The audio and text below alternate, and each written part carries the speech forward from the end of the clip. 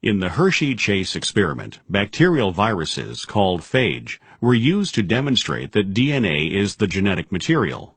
The phage used in this experiment consisted of a DNA molecule surrounded by a protein coat. When phage infect bacteria, they attach to the surface of the bacterium and inject the DNA into the cell.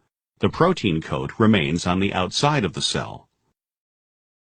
In the first part of the experiment, phage were produced in a medium containing S35 radioactively labeled amino acids.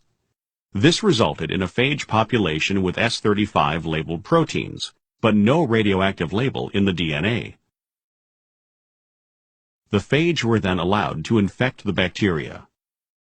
The phage attached to the bacterial cell and injected their DNA, but the radioactively labeled protein coat remained on the outside of the cell. The phage produced in these cells contained no radioactivity. Vigorous shaking caused the empty protein coats to be removed, but did not interfere with production of new phage in the cell. In the second part of the experiment, phage were produced in a medium containing P32 labeled deoxyribonucleotides.